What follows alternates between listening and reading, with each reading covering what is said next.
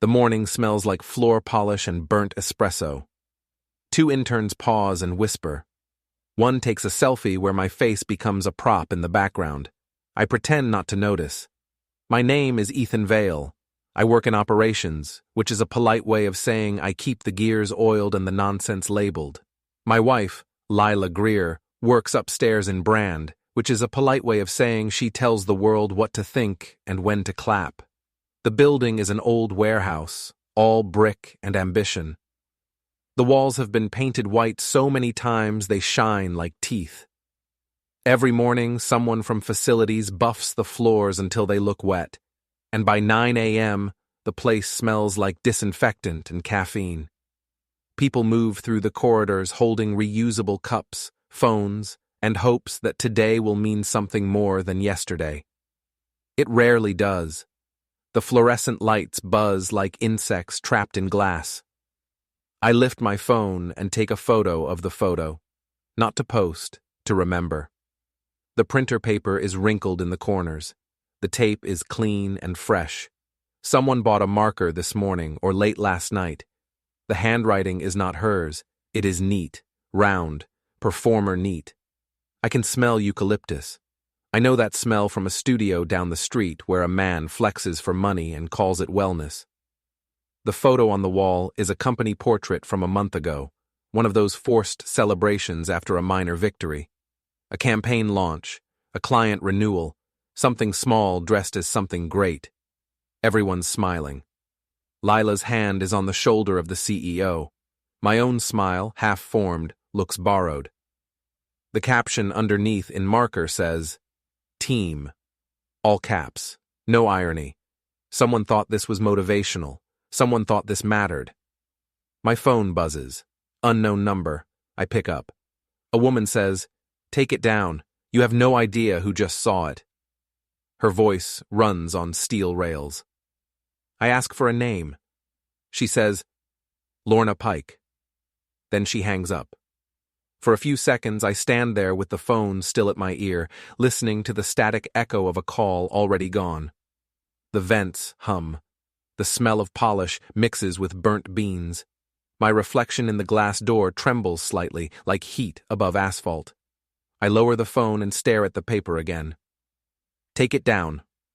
The words loop in my mind, each repetition sharpening like a knife. Who is Lorna Pike? The name scratches something in my memory. Faint, but real. Maybe I've seen it in an email chain, one of those threads that multiply overnight while you sleep. Maybe she's from corporate, or legal, or one of those distant satellites that orbit the company but never land. Or maybe it's something else entirely. I peel the tape from the wall. It comes off with a small hiss, the sound of something being erased. I fold the photo and slip it into my notebook. The eucalyptus lingers. At my desk, the world resumes its rhythm. Screens glow, keyboards chatter. Someone laughs too loudly. I check my inbox. Nothing from a Lorna Pike. I type the name into the directory search. No results found. I try again, spelling variations, different domains. Still nothing. Outside my office window, across the open floor, I see Lila walking toward the elevator. Her stride is confident, deliberate, the way people walk when they know they are being watched. She doesn't see me. Or maybe she does and chooses not to. She's wearing the gray blazer she saves for meetings with upper management. I know the pattern of that blazer better than I know her current moods. It's textured like shark skin, sharp under light. I think about calling her, asking if she knows a Lorna Pike, but something in the way that voice spoke tells me not to. It wasn't a request. It was a warning. At lunch, I step outside. The city air is a cocktail of exhaust, bakery sugar, and rain-soaked pavement. I walk to the studio where I once smelled that same eucalyptus. Through the glass, I can see the instructor, shirtless, sculpted, voice low and rhythmic, guiding a group of professionals through something between yoga and confession. The air inside looks heavy with intention. I stand there longer than I should, watching their synchronized breathing, the slow bending of bodies under the weight of their own reflection. When I finally turn away, A flyer on the window catches my eye. Wellness through awareness. Private sessions available. At the bottom, in small print, a name. Instructor, Lorna Pike. I take a photo. My hands are shaking slightly. The name feels different now, real, rooted. She's not from corporate. She's from here, from this street, from this world of scented oils and quiet authority. But how did she get my number? How does she know about the photo? Back at the office, the air feels thicker, slower. The photo in my notebook seems heavier than paper. I open it again, tracing the edges. Everyone's smiling, except me. My eyes, slightly off camera, seem to be looking at something no one else can see. Maybe even then I sensed something wrong. The afternoon crawls, meetings stack on meetings, acronyms fly like gnats, KPIs, ROI, FYIs. My mind drifts. Lila texts me once. Late meeting, don't wait for dinner. No heart, no emoji. Efficient, polite. By 6, most people are gone. The building exhales. I sit alone in the quiet hum of machines, sleeping with one eye open. I look up Lorna Pike's studio on my phone. The address matches. I scroll through photos. She's in them. Tall, dark hair tied back, eyes sharp but distant. She smiles with the precision of someone who knows exactly how much to give. The captions are full of devotion. Thank you, Lorna, for changing my life. You see right through me. Healing energy. I close the browser and stare at the reflection in my monitor. I think about the photo again, about the word team scrawled in that same neat, round handwriting. Performer neat. Could it be hers? It's nearly 8 when I leave. The hallways echo. In the lobby, the night guard nods without interest. Outside, the rain has started again, fine and steady. I walk without direction until I find myself back at the studio. The lights are still on. Through the glass, I can see her alone, wiping down mats, humming softly. I tap the door once. She looks up, not surprised, as if she expected me. She opens the door, and the scent of eucalyptus rushes out, clean and sharp. Ethan, she says. Not a question. You called me, I say. Yes. Why? She studies me. Because you took the picture. Which picture? The one that was on the wall. How do you know about that? Her expression doesn't change. Because it wasn't supposed to be there. The air between us hums. Outside, a car splashes through puddles. Who put it up? I ask. She shakes her head. Doesn't matter. What matters is that you took it down. You said I have no idea who saw it. You don't. She turns away, begins stacking yoga blocks into a neat tower. Her movements are calm, mechanical, as though every gesture is part of a larger choreography. What was in that photo, Lorna? What did they see? She stops, her hand hovering above the blocks. Not what you think, but enough to start something. Start what? She looks at me for the first time, directly, unflinching. You'll find out soon enough. I want to ask more, but she's already turned off the lights. Go home, Ethan. Outside, the rain has become heavier. I walk back to the apartment, each step echoing the sound of her voice. When I open the door, the apartment is dark except for the blue pulse of the aquarium in the corner. Lila isn't home. Her shoes are gone from the mat. On the table is a takeout bag, half empty, and a folded note. Work trip.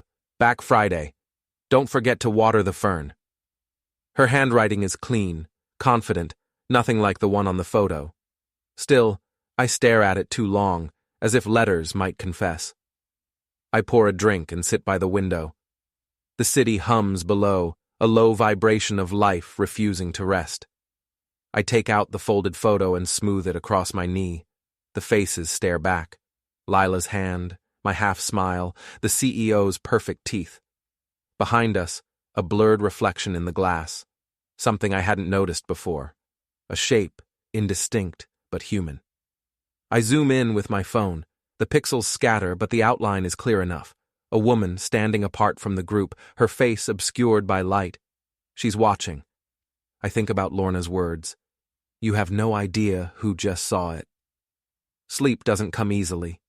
I dream of hallways, mirrors, the smell of eucalyptus thick as smoke. The next morning, the office feels wrong. Too quiet, too watchful. There's a memo circulating about a temporary data breach investigation. People whisper. Screens lock faster than usual. I check my inbox. Still nothing from Lila.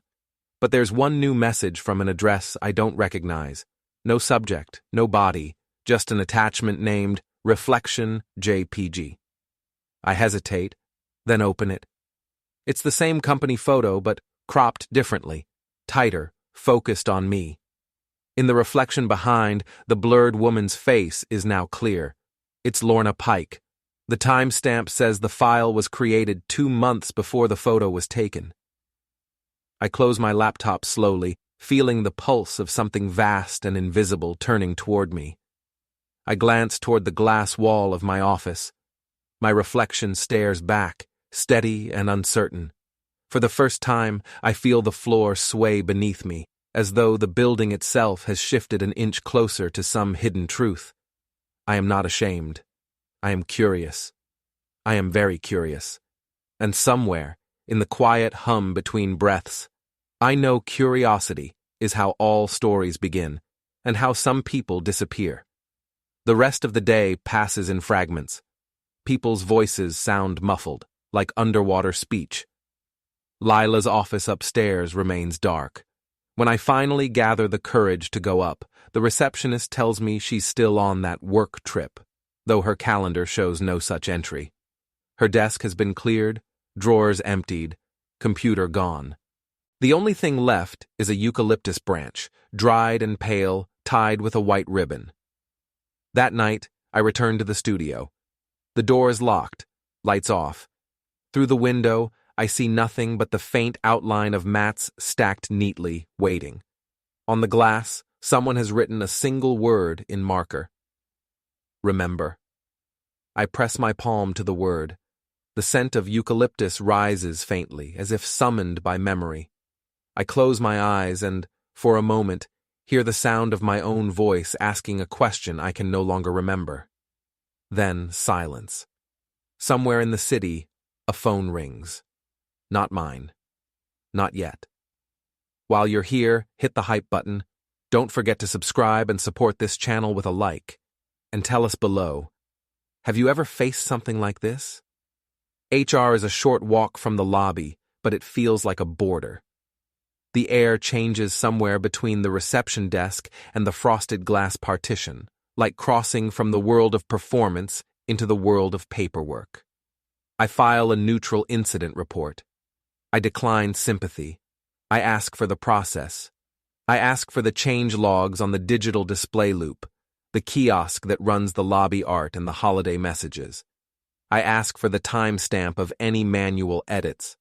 I ask for the badge log on who used the lobby workstation. I do not accuse my wife.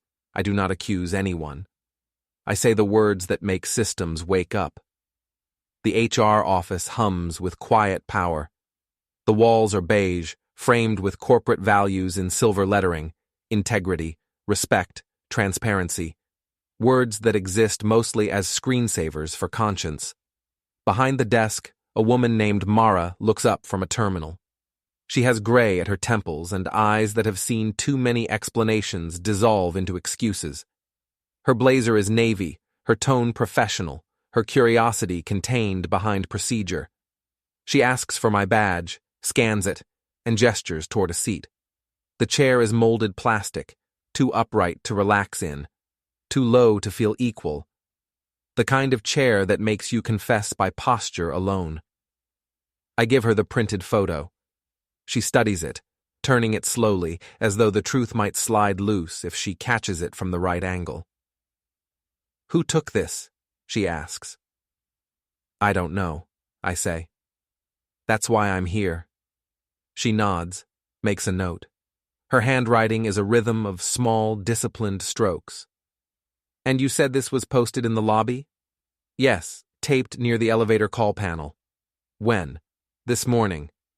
She glances at the wall clock as if measuring the half-life of embarrassment. Did anyone see you remove it? Probably, I say. 2 interns. They were taking selfies. Her eyes flick upward, assessing, not judging. And the content? Was there anything inappropriate? Only context, I tell her. That's the dangerous part. Mara's expression doesn't move.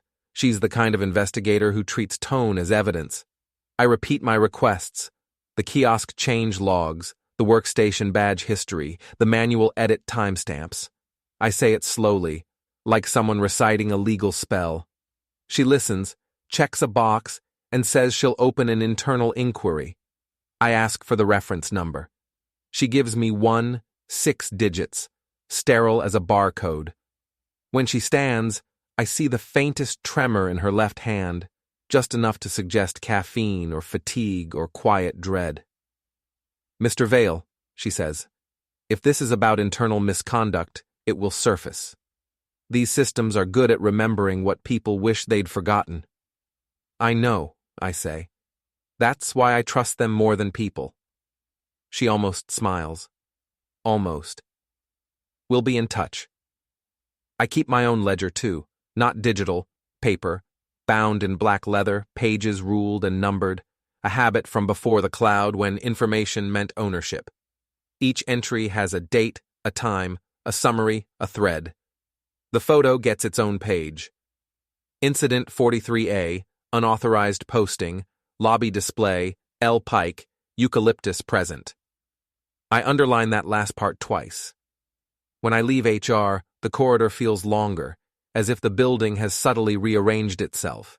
The lighting seems dimmer, more deliberate. People pass without seeing me, which is how I prefer it. Visibility invites questions. The Atrium Cafe is halfway between floors, built like a glass capsule suspended over the courtyard.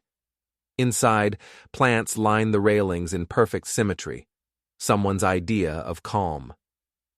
The sound of the espresso machine is sharp and cheerful, the opposite of the taste it produces.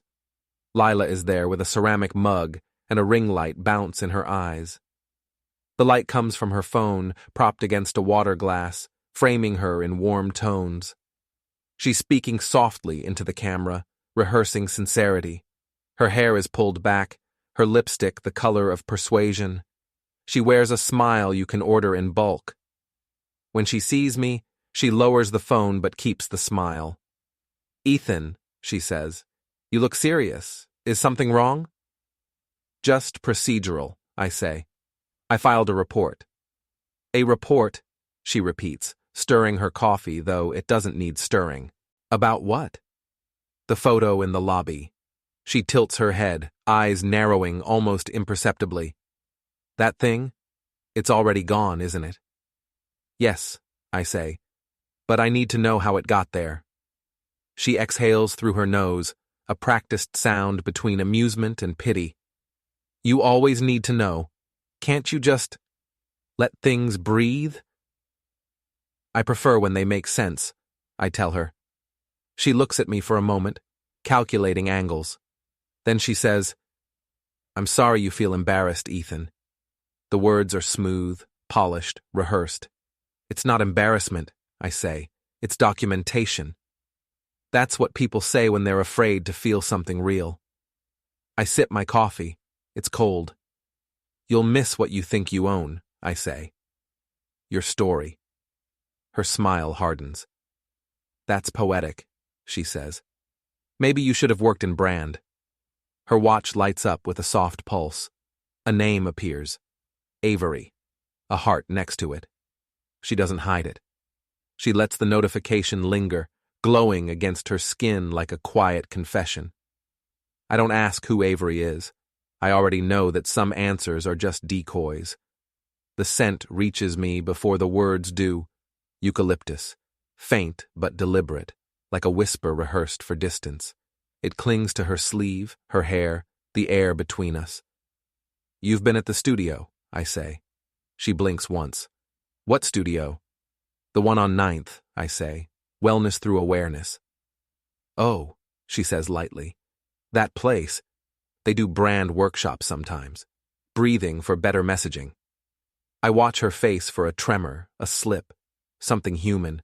There is none, only the faint shimmer of performance. Do you know Lorna Pike? I ask. Her eyes shift for a fraction of a second, enough for me to know she does. I've met her, she says. She's harmless. Why? She called me, I say. Lila sets her cup down a little too carefully. About what? About the photo. Her silence is brief, strategic. Then maybe she's trying to protect you, she says. Or protect the company. From what? She shrugs. From yourself, maybe. The way she says it makes it sound like advice and warning at once. I leave before she can sharpen a new line. The hallway outside the cafe is quiet except for the hum of air vents and the soft murmur of distant meetings. I take the stairs instead of the elevator. The climb feels like penance. On the landing, I pause to look through the glass panels at the atrium below. Lila's still there, phone back in hand, smile restored, like the interruption never happened. When I reach my floor, Mara is standing near my office. She's holding a folder and talking to a man from IT. When she sees me, she ends the conversation with a nod. We've pulled the access logs, she says. There was one manual edit on the lobby display last night at 2:14 a.m. Workstation tagged Guest Terminal 01. Badge used. None. No badge? Manual override, she says. Local access. Someone used an admin code. I nod. Can I see the footage? She hesitates. There's a gap. System rebooted at 2:13, came back online at 2:16. How convenient. She gives me a look that is equal parts agreement and warning. If this goes beyond internal misconduct, we'll escalate to security. Do that, I say, but send me the logs first. She studies me for a long moment. You seem calm. I'm an operations manager, I say. Calm is the job. After she leaves, I sit in my office and stare at the wall where a motivational poster used to hang. I took it down months ago. The adhesive shadow is still there, faint and rectangular. The ghost of corporate optimism. My phone buzzes. A message from an unknown number again. Stop digging. No punctuation, no signature. The timestamp reads 2:14 p.m., exactly 12 hours after the kiosk edit. I reply, Who is this? No response. The hum of the building deepens. Somewhere, a printer starts up, spitting out pages like a heartbeat. I open my ledger and write, 12:14, text warning received. Possible internal surveillance. Cross-reference, 43A. In the evening, I walk past the lobby again. The kiosk screen glows with its usual rotation. Company values, upcoming birthdays, a slideshow of smiling employees. But between transitions, there's a flicker. One frame too quick to be intentional. I wait for the loop to repeat. It flashes again. For less than a second, my face appears. Not the smiling one from the group photo, but a still from security footage. Me standing in the lobby, looking up at the very screen now showing me. The loop restarts. Someone wants me to know I'm being watched. At home, the lights feel brighter than usual. Lila isn't there. Her side of the closet smells faintly of eucalyptus. I check her calendar app on the shared tablet. She's blocked out time for wellness intensive off-site. No location listed. I scroll back through her recent photos in the shared drive. Most are filtered versions of campaigns, product shoots, brand mood boards. But one image catches my eye. A close-up of a hand holding a sprig of eucalyptus over a white backdrop. The metadata says it was taken last night, 2:15 a.m. I close the drive, sit on the couch, and stare at nothing for a long time. The city outside moves without pause. Somewhere in the distance, a siren starts, grows, fades. When I finally go to bed, I dream of the HR office. Empty glowing screens scrolling through my life, line by line. Mara's voice somewhere off-screen saying, "These systems remember what people forget." When I wake, The apartment smells faintly of coffee and disinfectant. My phone buzzes. Another message, this time with a file attached. Process log.ext. I open it. The file lists timestamps, edits, access points. At 2:14 a.m., one line is highlighted. User, L. Pike, admin. I stare at it, realizing what I should have seen earlier. Lorna Pike, L. Pike. Same name, different floor, different world. But somehow inside the same system. I sit there until the sunlight fills the room like a silent alarm, knowing that somewhere between HR, the cafe, and the eucalyptus scent that won't fade, the border I thought I'd crossed was never really behind me. It was inside me all along, waiting for its next incident report. Avery Cole moves like a mirror is always nearby. He runs a boutique studio where music is loud and words are softer than facts. Everything about him seems designed for reflection. The gleam of his watch, the glassy calm in his eyes, the half-second pause before each sentence, as though he's rehearsing how it will sound later when he tells the story back to himself. His studio is called Core House, and it sits 2 floors above a vegan wine bar that smells like citrus and compromise. I've seen the place once before when Lila dragged me to an event. Soft lighting, low ceilings, walls coated in matte black so the bodies inside looked like moving silhouettes. It was full of people who believed sweat was proof of enlightenment. He comes to the cafe door with that grin people practice in the front camera. It's a grin made for thumbnails, for posts captioned with nothing but a lightning bolt emoji. He's wearing a bomber jacket that looks expensive but intentionally unzipped, like vulnerability at retail price. I'm sitting near the glass, a half-drunk cup of coffee cooling beside me. When his eyes meet mine, he doesn't stop. He throws me a small smirk that says, "I am furniture." I wait until Lila turns her head toward the counter, pretending to fix her lipstick with her phone. Then I stand. I leave a 5 on the table. I don't speak. I don't touch her arm. I just walk out after him. The day outside is overexposed, a glare of concrete and chrome. The air hums with distant construction and the low growl of the city's patience. Avery walks ahead of me without looking back, down the ramp toward the parking garage. He knows I'm there. It's in the looseness of his shoulders, the deliberate pace. The garage swallows sound. It's cooler, thick with the smell of oil, battery acid, and salt from the rainwater that drips through the cracks in the ceiling. Fluorescent lights buzz overhead like insects. He waits between painted numbers, Level 2, Section D, where the concrete pillars are tattooed with decades of exhaust and indifference. He lifts his chin, the gesture of someone who's performed confrontation in mirrors before. "You should leave her alone," he says. The sentence is lazy, almost bored. He says it like a favor, not a warning. "She's my wife," I reply. He smiles without teeth. "Yeah, but she's not your story anymore." The words don't sting, they file something sharper instead. He steps closer, too close. The kind of distance meant to prove dominance through proximity. His breath smells faintly of mint and arrogance. "You think this ends the way you want?" he says. "I think it ends the way it's supposed to," I say. He laughs, a single syllable, short and shiny. Then he steps into me, a chest bump like we're on a field, like this is still the kind of world where men settle things by pretending to be collisions. I slap him once, flat, controlled. It is a punctuation mark, not a paragraph. The sound is small but clean, echoing just enough to feel like consequence. He blinks, his mouth parting, not from pain, but disbelief. He expected escalation, not precision. I pin him to a pillar with my forearm just enough to make him feel the message. His jacket squeaks against the paint. His heartbeat jumps under my sleeve. "Stay out of my workplace," I say quietly. My voice is low, almost polite. He tries to laugh, a sound caught between pride and fear. "You think she told me to come here?" "I don't care why you're here," I say. "I care that you're gone." The security camera red light glows above us, a small sun that warms my patience. I tilt my head toward it. Smile, I say. You're on record. He smirks again, but it's thinner now.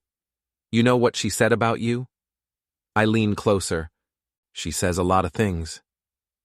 She said you keep notes on everything, he says. Like the world owes you proof. She's right, I say. It does. I release him. He stays against the pillar for a moment, like gravity's suddenly heavier. I turn to leave. My footsteps echo, steady, each one cutting the silence into even pieces. As I pass his SUV, black and waxed to a mirror finish, I clip the side mirror with my shoulder. The plastic gives. It is already weak. The mirror cracks and dangles, swinging by its wires. He curses, the words snapping across the air. I keep walking. The echo of my footsteps follows me up the ramp. The air outside feels cleaner, but not lighter. I stop at the exit and look back once. Avery is still standing by his car, running a hand through his perfect hair, checking his reflection in the broken glass as if even damage must be flattering. Back at my desk, I open my ledger. New entry. Incident 45C. Subject, A. Cole. Location, garage. Interaction, physical, minor. Witness, security cam. Outcome, resolved, temporary. I underline, temporary. The afternoon blurs. No one speaks to me. The office hums with its usual pretense of productivity. Emails arrive, get read, get forgotten. I stare at the last message from Lila. Don't wait for dinner. And wonder when language became just another kind of exit. At 4, Mara from HR calls. Her tone is measured, but there's weight under the calm. Ethan, I need you to come down to conference room C, she says. Now please. I go. The walk feels longer this time. Inside, she's waiting with a tablet and a printed still image. Avery's face stares from the grainy footage, half-shadowed, mouth open mid-sentence. My own figure is there too, blurred, arm raised. This came through from building security, Mara says. Do you want to explain? I sit. He confronted me, I say. Why? You'll have to ask him. I already did, she says. He claims you attacked him. I nod. That's consistent with his worldview. Her eyes narrow slightly. Ethan, this could escalate. You're a senior operations manager. He's a private contractor for the brand division. Meaning he works with Lila, I say. She doesn't answer. I lean forward. Check the audio. You'll hear him threaten me first. There's no audio, she says. That camera's feed was corrupted. Of course it was. She sighs. I'm not here to pick sides. I just need to know if there's something you're not telling me. There's always something, I say, but not what you think. She studies me for a long time. You know, Ethan, people who document everything often do it because they expect no one to believe them. That's correct, I say. She sits back. You'll be placed on temporary leave while we review. I sign the paper she slides across the table. My hand doesn't shake. Will you also review who gave Avery clearance to enter employee-only areas? She hesitates, eyes flicking down to the report. That's under separate review. When I leave the building, the sky is turning orange, the color of caution. I walk past the cafe again. Lila's no longer there, but her empty mug sits on the counter, lipstick faded on the rim. The barista is wiping tables, humming softly. I ask if he saw where she went. She left with the fitness guy, he says. The one with the fancy watch. Where to? He shrugs. Garage, I think. You just missed them. I thank him and step outside. The city feels slower now, like it's breathing through its teeth. I walk home. My reflection follows me in every window, slightly delayed like it's thinking about whether it still belongs to me. That night, I replay the encounter in my mind. His grin, the slap, the mirror breaking. There's something satisfying in the sequence, a symmetry. But satisfaction isn't closure. It's just another illusion of control. I pour a drink and sit in the dark. On the table, my ledger lies open. I trace the latest entry with a finger. Temporary. The word seems smaller now, fragile. My phone buzzes. A message from an unknown number. He's not the problem. I reply, then who is? A moment passes. Then another message. Look at your reflection. I go to the bathroom. The mirror above the sink is cracked. Thin, spidered lines I hadn't noticed before. In the fractures, my face appears multiplied, segmented, almost rearranged. I can still smell the eucalyptus. When I return to the living room, the ledger is gone. In its place lies a single sheet of paper, folded once. I unfold it. Inside is a still frame from the garage footage, the moment after I hit Avery. The angle is different, higher, as if shot from another camera I didn't know existed. In the corner of the frame, half visible in the shadow, stands a woman. Her posture is unmistakable. Lila. The timestamp reads, 2 minutes before the confrontation began. The next morning, HR calls again. They've decided to suspend both me and Avery pending review.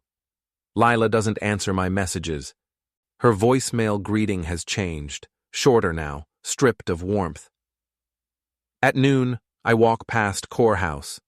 The studio windows are tinted, but through a narrow slit of glass, I can see silhouettes moving in unison, following Avery's voice echoing through speakers.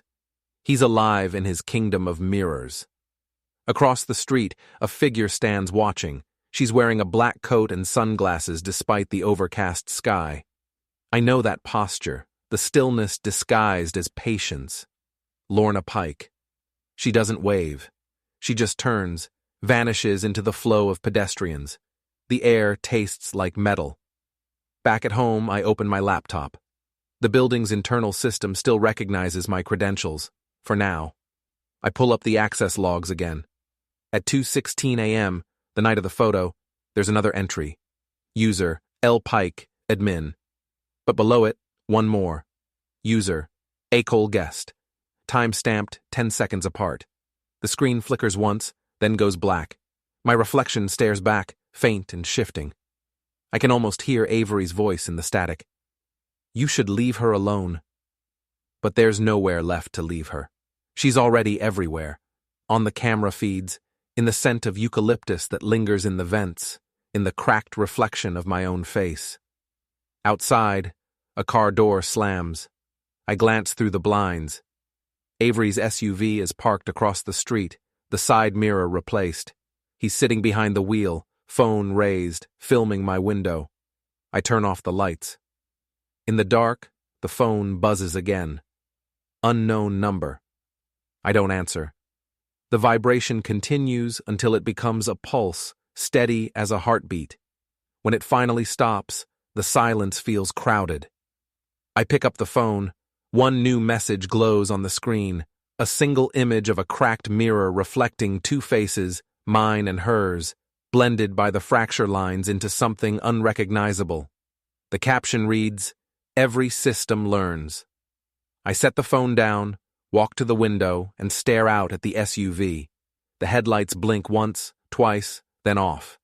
The garage confrontation replays in my mind. Not the slap, not the threat, but the moment after, when the mirror broke. I realize I never saw where the pieces fell.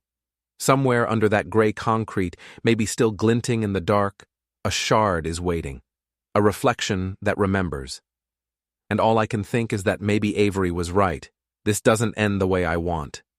It just ends.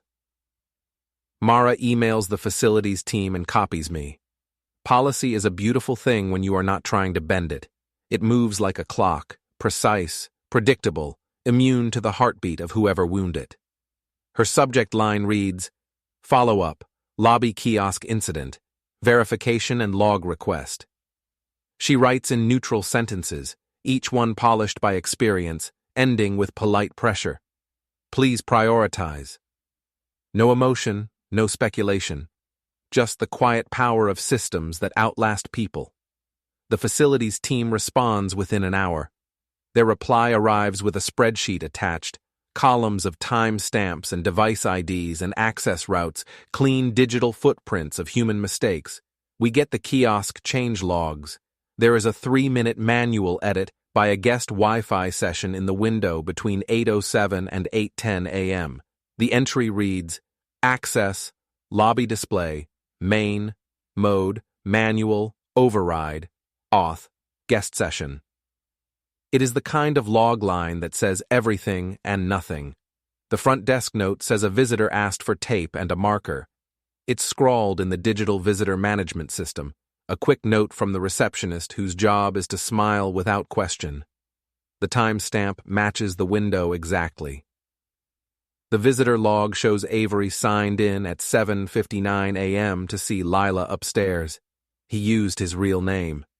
People who believe in their own charm always do.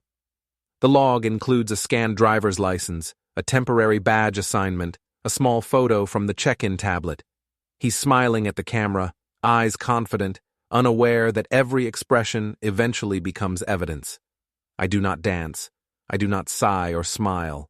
I put the notes in a folder with the incident ticket number at the top, each document named by date and sequence. My order is its own language, a grammar of restraint. There's comfort in that, the quiet dignity of preparation. I don't plan revenge. I build an archive. The building hums with the slow panic of curiosity. People have heard pieces of the story, fragments that bend in retelling. I can feel the glances in the hallway, the half-smiles that die when I look up. Rumors move faster than truth because they don't have to pass inspection. At noon, I receive a letter from Lorna Pike accusing me of harassment and vandalism. It arrives in my inbox with a subject line that tries too hard. Immediate attention required. Conduct breach. The email body is long, formally punctuated, and written in a tone that could only belong to someone who believes moral superiority is a muscle.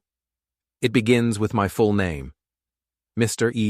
Ethan Vale, followed by a paragraph about respect in the workplace, about maintaining professional boundaries.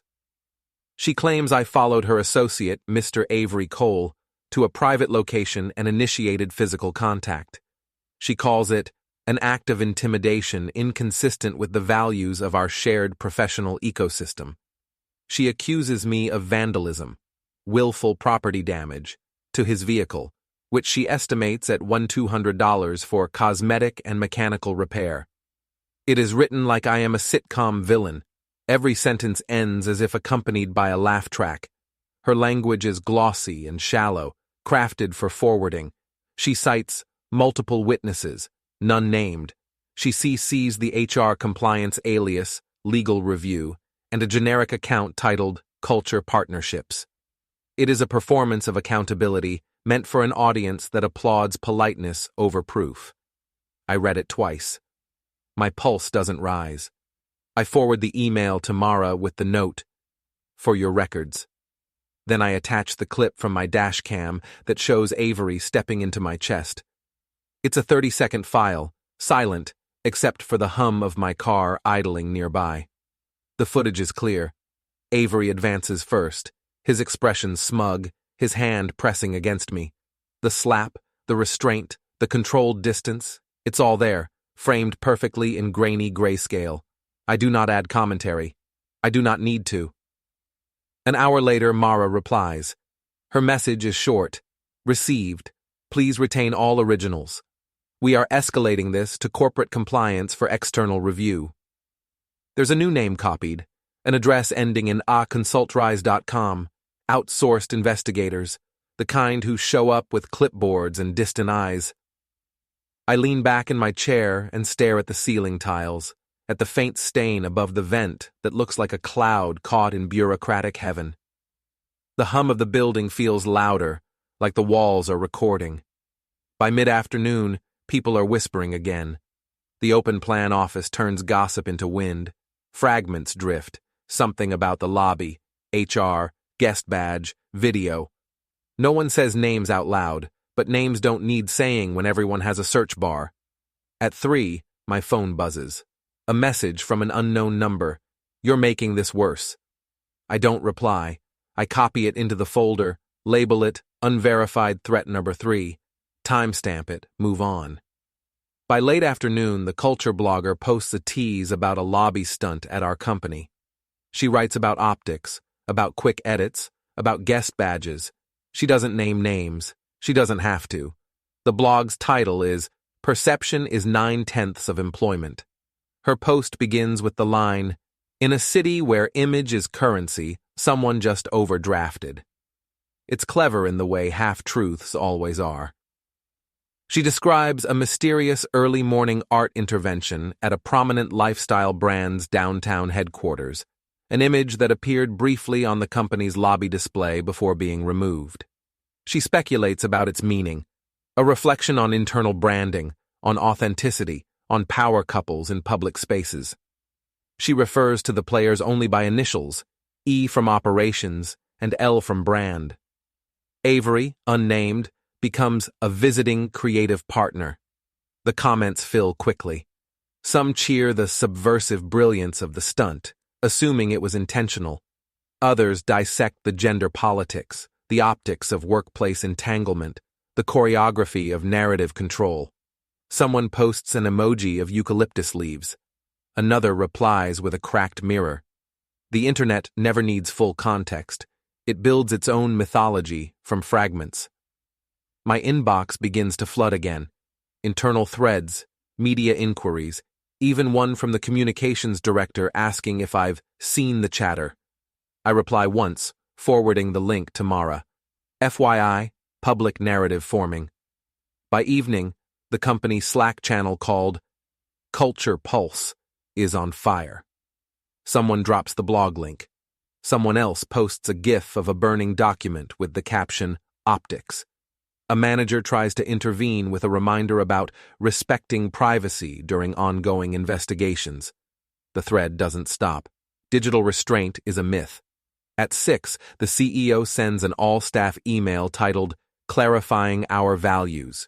It begins with, We are aware of external speculation, and ends with, We do not tolerate behavior that undermines our collective trust. No one is named, but everyone reads between the bright lines. Lila doesn't come home that night. Her calendar shows a strategy dinner downtown. No address, no end time. I pour a drink and sit by the window, watching the city's lights flicker like indecision. The blog post has already been shared 3,000 times. The comments now include screen captures from the lobby video feed, leaked by someone inside. The photo that started it all, my half-smile beside her perfect posture, now circulates as a meme. The caption, Teamwork makes the optics work. I refresh the page once, twice, then close the browser.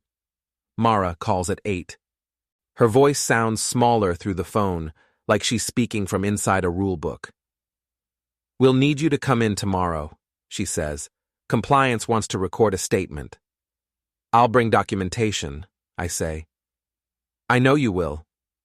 There's a pause. Ethan, off the record, do you believe Lila's involved? I believe in logs and timestamps, I say. Belief in people is a different department. She exhales softly, maybe a laugh. Get some rest. I don't. I open the dashcam file again, watching Avery's movement frame by frame. There's a flicker in the background, a reflection on the SUV window. For 2 frames, a silhouette, someone watching from a distance, phone raised. The outline is unmistakable, a woman's posture, hair tied back, sleeve rolled to the wrist. Lila. I pause the video and stare at the still. My hands don't shake. I just feel the slow understanding settle like dust after demolition. I send the image to myself, encrypted, then upload it to the incident folder.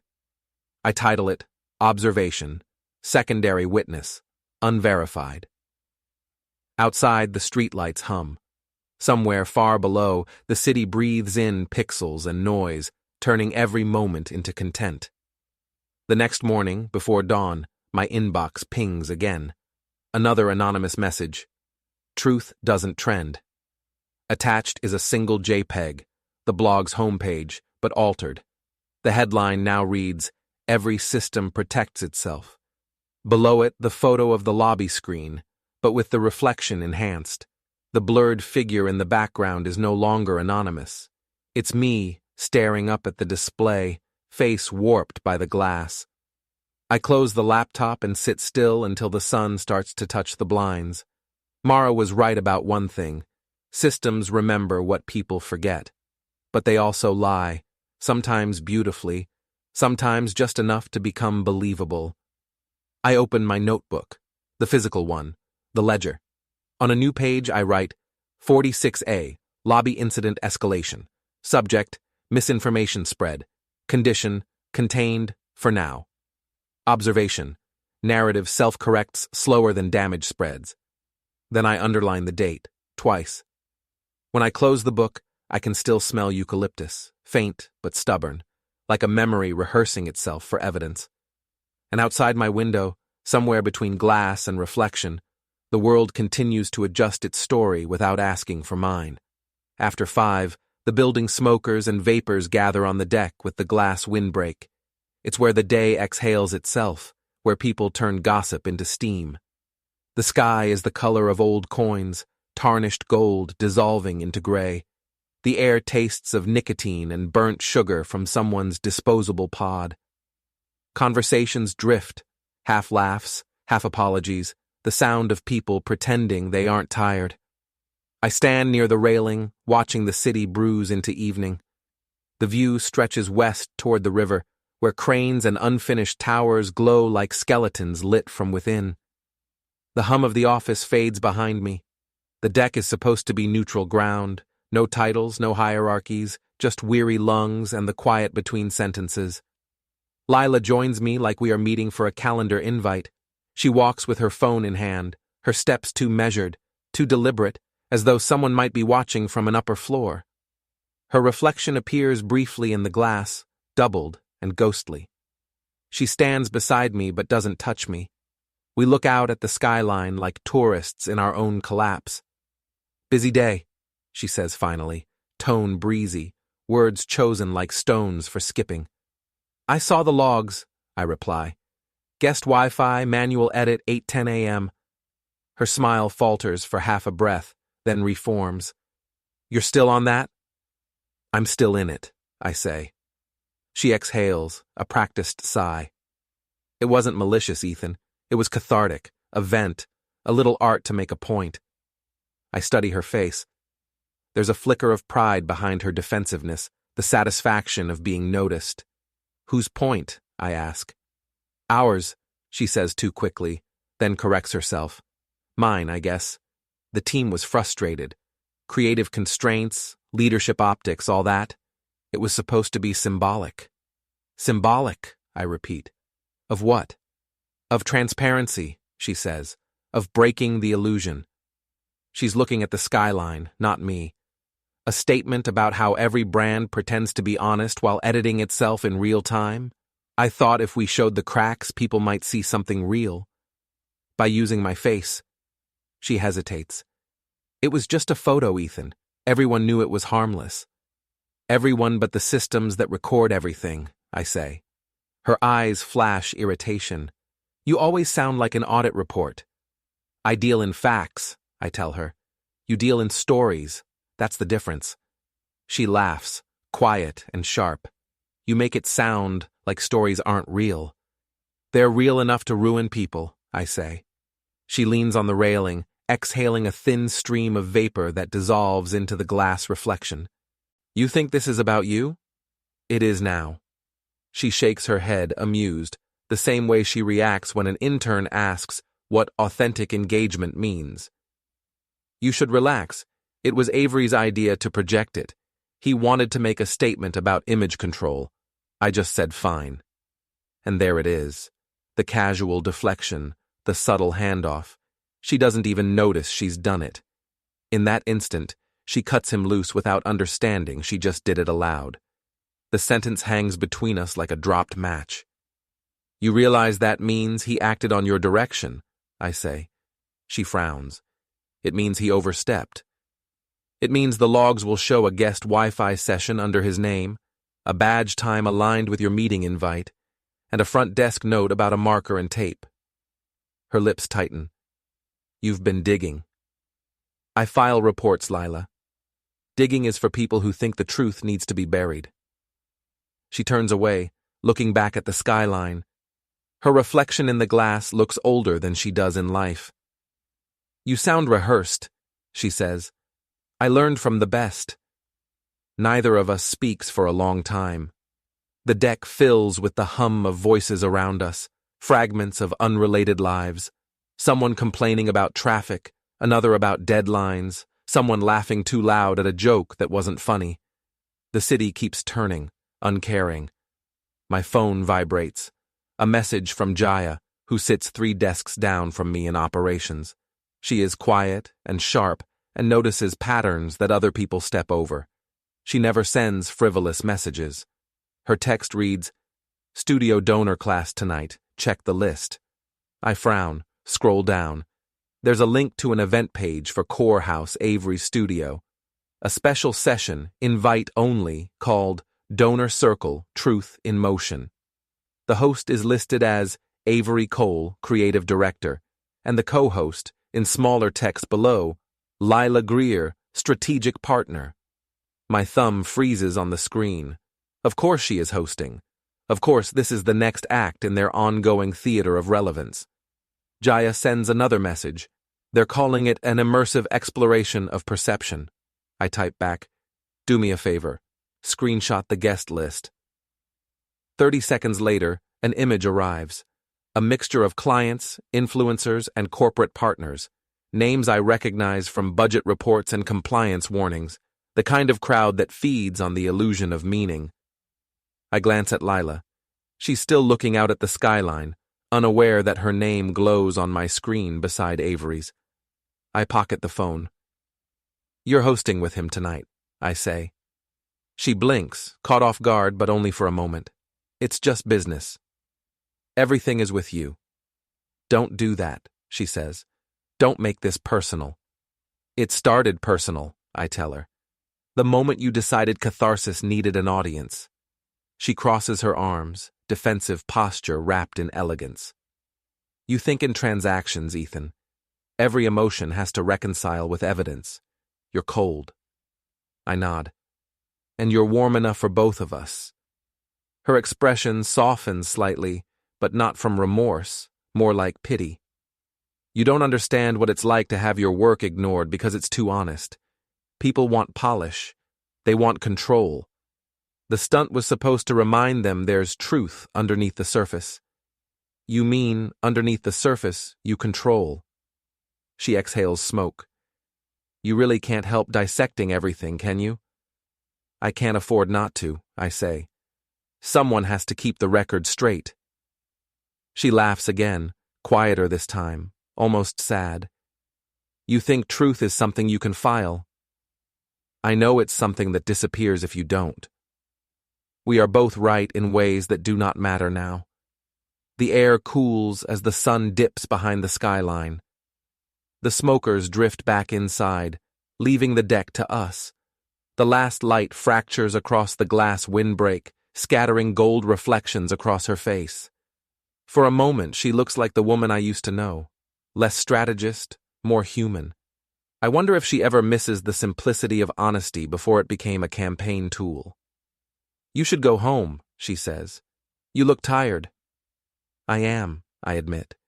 "Tired of being rewritten." She studies me for a long second, then tucks a strand of hair behind her ear. "You could have been part of it," she says softly. "You could have helped shape the story instead of fighting it." "I don't edit reality," I say. "I maintain it." She shakes her head. "That's the saddest thing I've ever heard." She leaves without waiting for a response. Her reflection lingers in the glass longer than she does. When she's gone, I open my phone again. Jaya has sent another message. "They're filming tonight. Live stream. Invite code, L Pike." The name hits like a cold draft. Lorna again, circling the story like a hawk waiting for movement. I type back, "Keep watching. Log times." Then I pocket the phone and stare at the horizon. The sky has turned the color of oxidized metal. I can taste the night coming. Back inside, the building feels emptier than it should. People are staying late but avoiding eye contact, as if proximity might imply involvement. HR's shadow stretches long after hours. I pack my things, move methodically, charger, folder, notebook, each item accounted for. At the elevator, the mirrored doors reflect my face, tired but calm. I think of what she said, that I'm cold. Maybe she's right. Maybe clarity requires temperature control. Emotion fogs the glass. The ride down is silent, except for the hum of machinery. The ground floor smells faintly of disinfectant and burnt coffee. I step outside into the dusk, where the last light leaks between buildings like thin gold threads unraveling. Courthouse is 10 blocks away. I start walking, not fast, just steady. The city moves around me, horns, sirens, laughter spilling from bars, the endless pulse of surfaces pretending to be substance. When I reach the studio, the door is closed, but the music bleeds through the walls, low bass, rhythmic breathing, curated chaos. Through the tinted glass, I can see figures moving inside, bathed in amber light. Avery stands near the front, mic clipped to his collar, shirt clinging to the confidence of performance. Lila is beside him, smiling, her body language rehearsed to suggest effortless connection. Above them, projected on the back wall, is a looping video. The same lobby photo, distorted, abstracted, overlaid with words like perception and freedom and truth. It's been transformed into art now, repackaged and applauded. The crowd sways, entranced. I stand outside, unseen, watching my own face flicker in digital distortion. The reflection merges with the city lights in the glass, a collage of truth and fiction. Inside, they still think this is theater, and maybe it is, but every performance ends with applause or silence. I can already tell which one is waiting for them. I turn away, the sound fading behind me, and walk into the deepening dark. The street smells of rain and electricity. Somewhere in my pocket, Jaya's last message vibrates against my leg. They don't know they're being recorded. I don't reply. Some truths don't need to be spoken. They just need to exist long enough to matter. I stand outside the studio while music thumps and bodies glide past the fogged windows. When the class ends, the women in zippered coats come out with smiles that turn hard when someone whispers about a lobby photo. I see phones angled low. I see a friend who looks away fast. I do not call out. I am done performing. Avery strides to his SUV.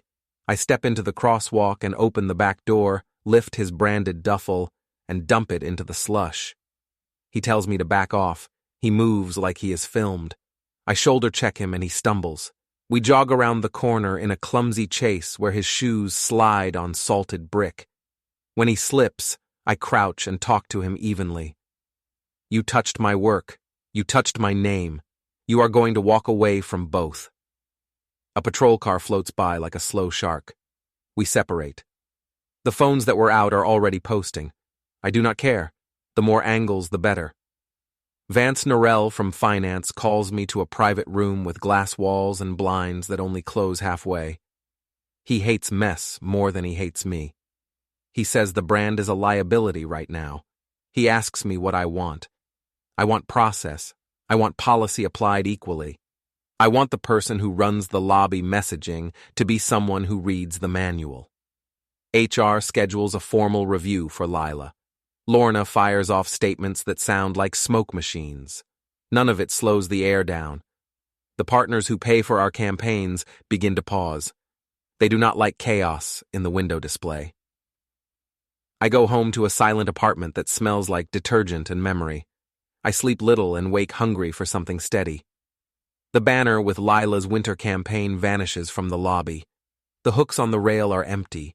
People whisper in ripples that come and go when I walk by.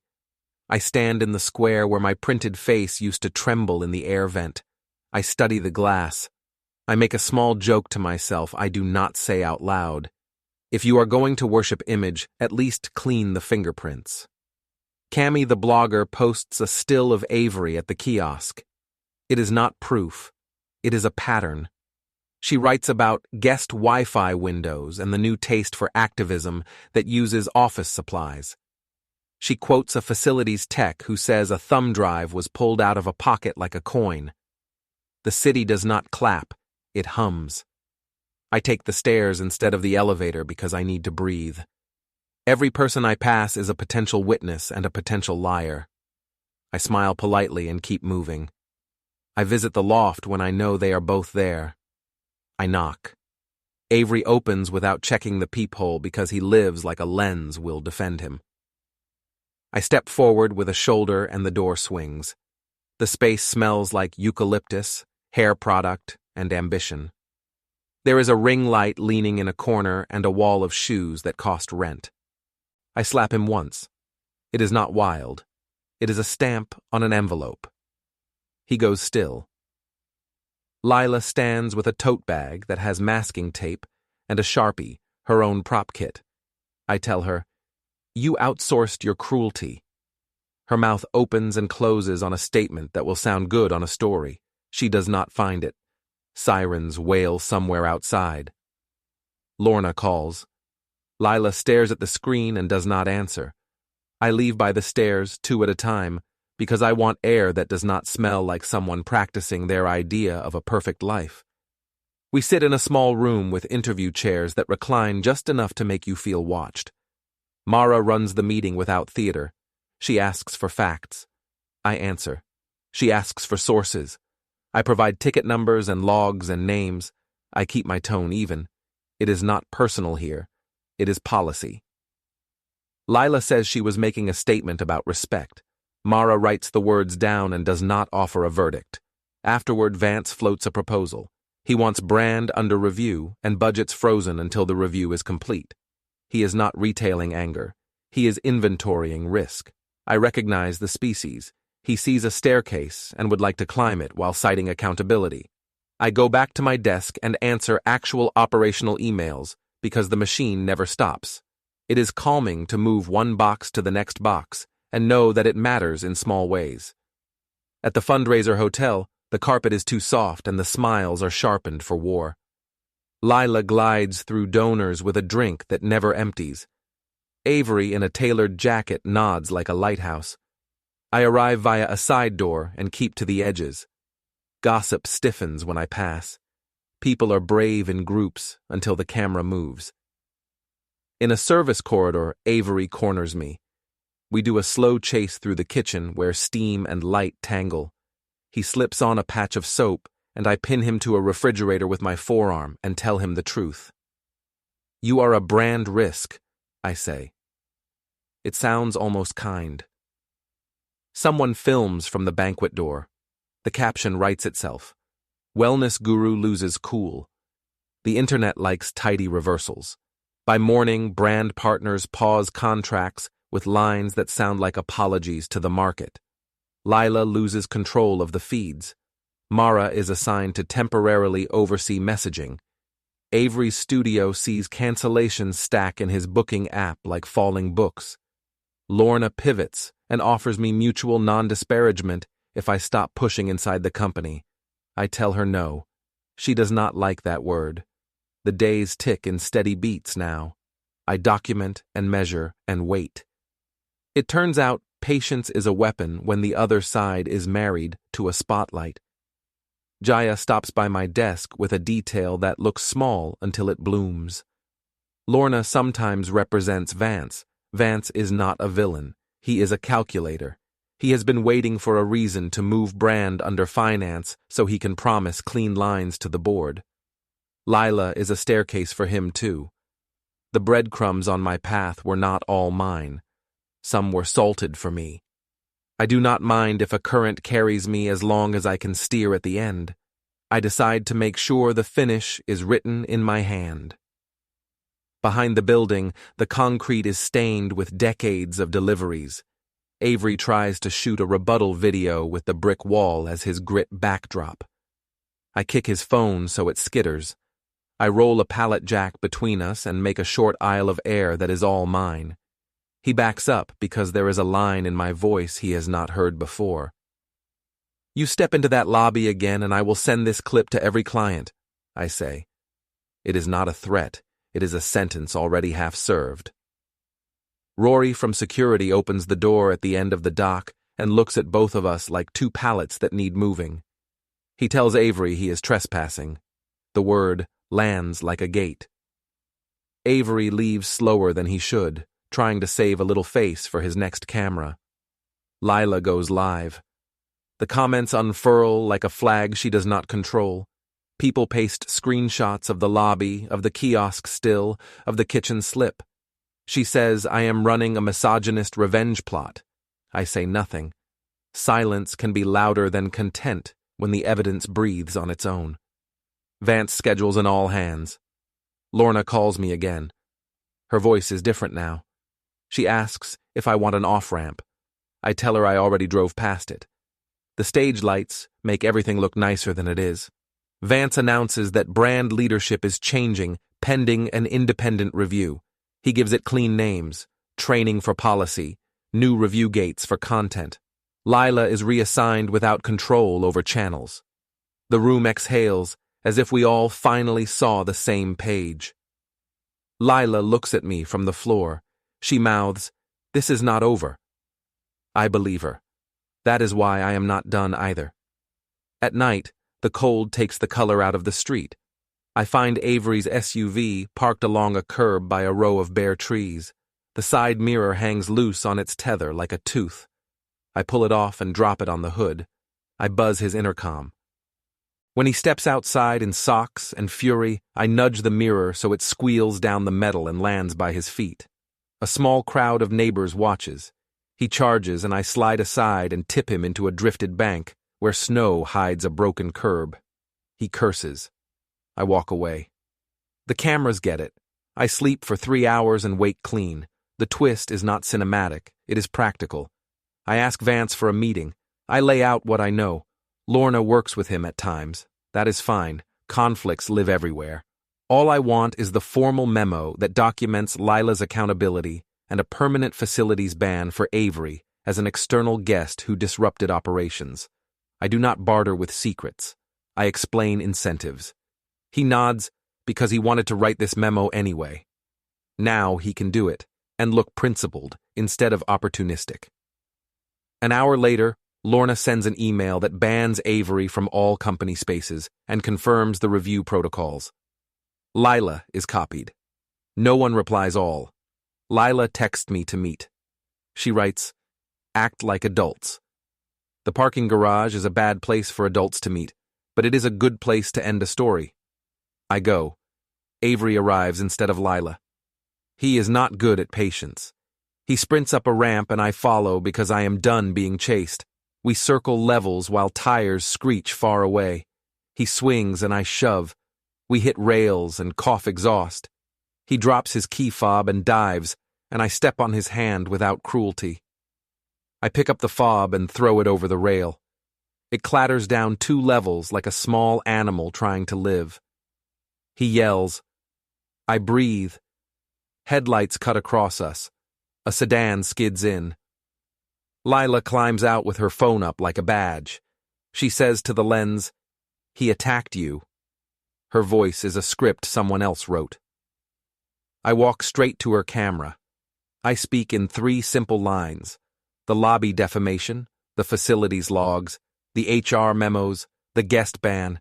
I do not raise my voice. I do not sell it. I let the record be the record. Avery lunges again behind me and the phone catches it. Rory turns the corner in the security SUV and chirps the siren once. The sound folds the air. Lila's arm shakes. The red record light blinks in my face like an eye that just realized it cannot blink fast enough. I am tired and I am done. I tell the camera, lesson learned. Aftershock. Footsteps echo on concrete that will forget us by morning. Somewhere a car horn tests its own voice. The red light on her phone stops. The truth does not. I pull my coat tighter and think about coffee and silence. No one claps. That is how real life ends. I make a note to return my parking badge on time. The elevator door opens and closes for no one. I choose the stairs because I want to feel the ground. You cannot edit gravity. I tell myself to breathe, and then I do. Footsteps echo on concrete that will forget us by morning. Somewhere, a car horn tests its own voice. The red light on her phone stops. The truth does not. I pull my coat tighter and think about coffee and silence. No one claps. That is how real life ends. I make a note to return my parking badge on time. The elevator door opens and closes for no one. I choose the stairs because I want to feel the ground. You cannot edit gravity. I tell myself to breathe, and then I do. Footsteps echo on concrete that will forget us by morning. Somewhere, a car horn tests its own voice. The red light on her phone stops. The truth does not. I pull my coat tighter and think about coffee and silence. No one claps. That is how real life ends. I make a note to return my parking badge on time. The elevator door opens and closes for no one. I choose the stairs because I want to feel the ground. I keep walking.